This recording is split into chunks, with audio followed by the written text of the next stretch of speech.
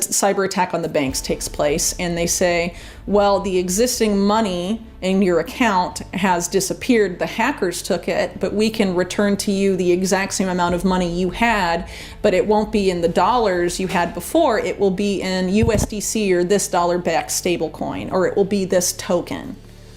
So you can get an equivalent amount of money back, right, from the money that was stolen from you, but it has to be this new money. We continue to explore the hidden motives behind the rise of central bank digital currencies, CBDCs, the ongoing cybersecurity threats to global financial systems, and how stablecoins might shape the future of decentralized currencies. At the time of this discussion, Bitcoin is trading around $66,000 with a 1% increase in the last 24 hours and a 4% increase in the last 7. It has to be part of this new system. There's the potential here for people to steal money from you and then essentially give it back to you, but with new conditions and with a new social contract. Yeah. You voluntarily accepted this new system and voluntarily onboarded to this new paradigm, but it's a coercion to an extreme degree. All of your money was stolen, right? And now you can only get it back if you take it in the form of the digital dollars that we approve of, or the CBDC, depending on where you are, Mm-hmm. So one indication this system is being rolled out in this way is looking at the people developing the infrastructure and what type of digital currencies they're supporting. So one of the biggest developers right now of CBDCs is this company called R3 that's backed by some of the biggest Wall Street banks in the world.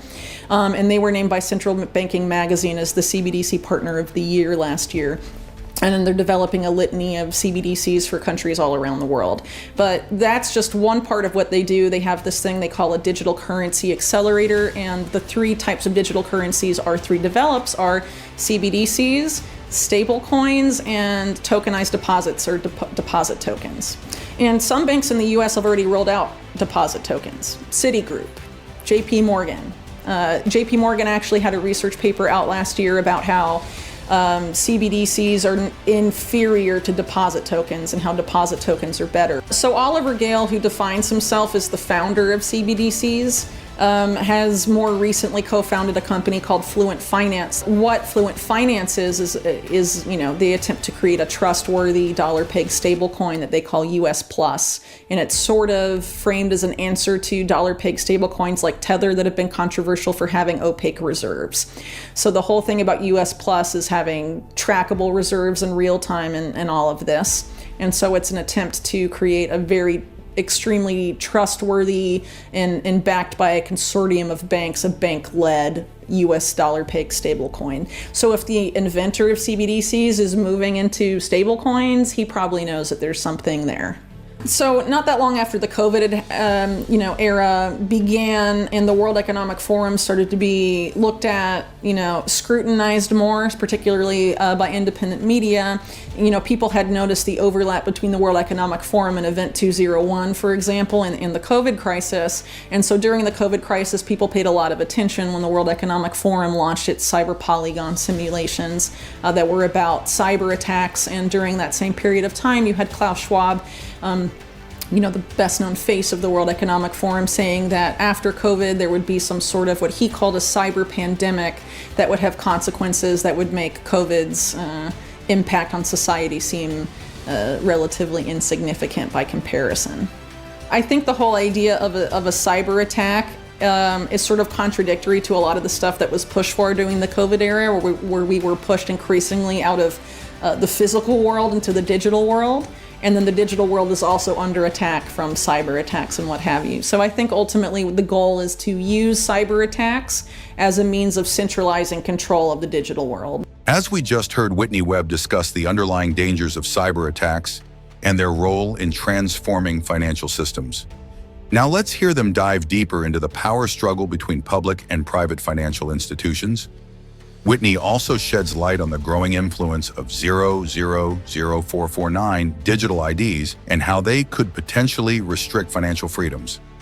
So one thing that gets overlooked a lot with Cyber Polygon and some of these other related simulations about coming cyber attacks is that they seem to involve the big banks, and some of them even involve central banks. there's a major theme of banking here, which I think has been unfortunately overlooked, and it sort of implies that one of these cyber attacks of the cyber pandemic will be on the financial system to some degree.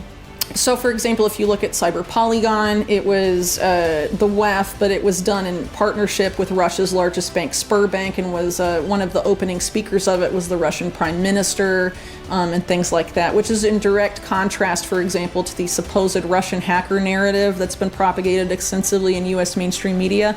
The U.S. government had no problem and no criticism participating in Cyber Polygon, and no criticism of the WEF for co-hosting their cyber simulation cyber attack simulation with the supposed hackers at large that supposedly interfered in the U.S. elections. They said in 2016 and 2020 there were a lot of narratives propagated by U.S. mainstream media about Russian hackers, and none of those mainstream media outlets criticized the WEF for doing their big cyber attack simulation in partnership with the Russian government. Cyber Polygon was the WEF and a subsidiary of Sberbank, Russia's largest privately owned bank, and also the Russian Prime Minister gave like the opening remarks, and it was affiliated to some degree with the Russian government, yeah. So there's been a few entities besides the WEF that have sort of gamed out these cyber attack simulations in a very significant way. One of them is the Financial Services ISAC, or Information Sharing and Analysis Center, which is essentially the biggest private banks in the United States coming together to share information and plan shared responses to potential crises, including a cyber attack on the financial system. And FS-ISAC is affiliated to an extent with the WEF and also with the Carnegie Endowment. And the Carnegie Endowment has similarly charted out potential solutions if and when there is a major cyber attack on the financial system, and they did so in partnership with the Federal Reserve, the European Central Bank, and some of the biggest private banks in the world like JP Morgan Chase. Their proposed solution is to merge banks, banking regulators, and intelligence agencies as far as information sharing and analysis goes. So that's essentially having banks share your private transaction data directly with the CIA or any other U.S. intelligence agency that asks. Doing so is inherently unconstitutional. People would not consent to that if it were not for a major crisis that affects the banking sector. Yeah.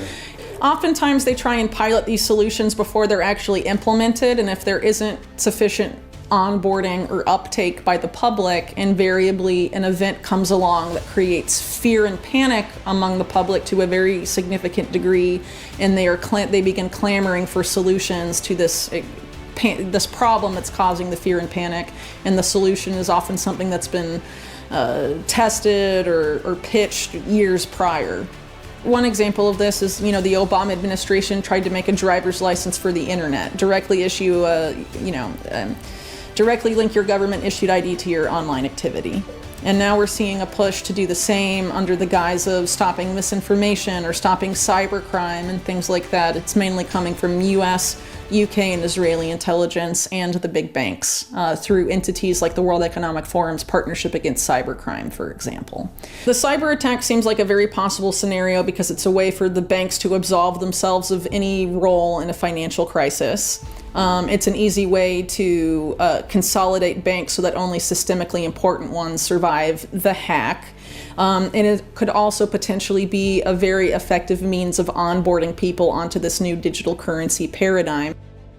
In summary, Whitney Webb details how digital currencies, specifically CBDCs and stablecoins, could redefine the way financial power is held and manipulated. We would love to hear your thoughts on some questions. Could digital IDs and CBDCs merge into a form of financial control? How do you see stablecoins influencing decentralized finance? Don't forget to like and subscribe to keep the bull run going.